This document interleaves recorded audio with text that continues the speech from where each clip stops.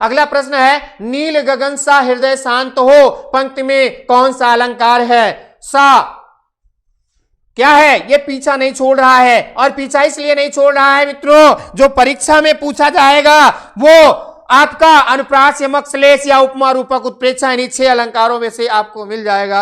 हो सकता है कि 7वां कोई और पूछ ले। तो इसी तरीके से आपको जो है प्रैक्टिस सेट में लगभग अलंकार के भी प्रश्न मिल रहे हैं। तो यहाँ पे क्या कहा जा रहा है? नील गगन सा हृदय शांत हो पंक्ति में कौन सा अलंकार है? तो यहाँ पे सा आ गया भैया, नील गगन सा हृदय शांत हो। भाई यहाँ पे अनुप्रास भी हो जाता, क्योंकि ना यहां भी आ रहा है और ना यहां भी आ रहा है, गागा आ रहा है, और उसके बाद में जो है ये क्या हो जाता है, यहां पर हा यहां भी आ रहा है, यहां भी आ रहा है, लेकिन अनुप्रास इसमें है ही नहीं है।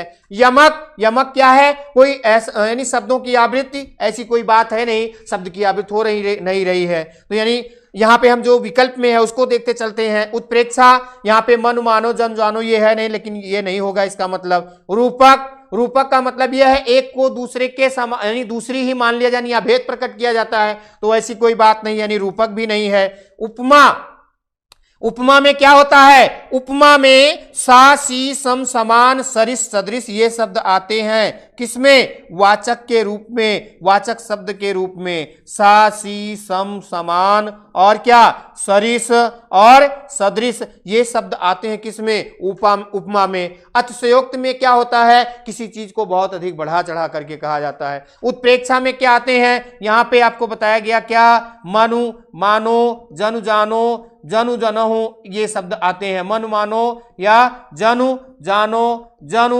जनहु, मनु मनहु ये शब्द आते हैं। क्या? जानो, सॉरी जानो ये शब्द आते हैं। मनु मनहु, जनु जनो किसमें? उत्प्रेक्षा में। रूपक में कोई ऐसा वाचक शब्द नहीं आता है। यानी देखिए यहां पर ये यहां पर उपमा, रूपक, उत्प्रेक्षा इन तीनों को समझने का सबसे आसान तरीका क्या है? जैसे उपमा में हम क्या करते हैं? जैसे उपमा में कह दिया गया क्या? उपमा में समानता बताई जाती है, तो क्या कहा गया? यहां पर मान लीजिए कह लिया गया कमल सम चरण। क्या कहा गया? कमल सम चरण। और यहां पे कह दिया गया क्या? चरण कमल। क्या? चरण कमल। क्या कह दिया गया? चरण कमल। और यहां पे क्या कह दिया गया? ये मानो, क्या? मानो चरण कमल, मानो चरण कमल। तो इस तरीके से क्या है? ये उत्प्रेक्षा का है और ये रूपक का है और ये जो है उपमा का है। इस तरीके से यानी इसमें वाचक शब्द सासी सम समान आता है उपमा में। रूपक में कोई वाचक शब्द नहीं होता है। दो वस्तुओं में अभेद प्रकट किया जाता है, यानी दोनों में कोई भेद नहीं होता है। उपमेय और उपमान कह सकते हैं हम। ठीक है, दो वस्तु का मतलब एक उपमेय और दूसरा उपमान। उपमेय का मतलब जिस वस्तु की उपमा दी जाती है और उपमान मतलब जिससे दी जाती है। अब जैसे इसमें कहें तो इसमें जो है क्या है? इसमें चरण जो है क्या है? उपमेय है, यानी चरण की उपमा दी जा रही है। और उपमान क्या है? कमल है, यानी कमल से दी जा रही है। यहां पर जो चरण है ये क्या है? उपमेय है और कमल से उपमा दी जा रही है। यहां पे भी वही है। और यहां वाचक शब्द मानो है और यहां वाचक शब्द सम है। कभी कभी यह भी पूछ लेता है कि निम्नलिखित में वाचक शब्द कौन सा है। ठीक है, ध्यान रखना। तो इस तरीके से प्रश्न पूछा जाए तो ठीक है। आइए अगला देखते हैं, एग्जाम्पल देख लेते हैं। जैसे उत्प्रेक्षा है, उत्प्रेक्षा अलंकार का सोहत ओढ़े पीत पट, ये आप बहुत पहले से सुनते चले आ रहे हैं। ठीक है, जैसे फूले काश सकल महिषाएं जनु वर्षा ऋतु प्रकट बुढ़ाई, ये हो गया। ठीक है, उसके बाद में रूपक है।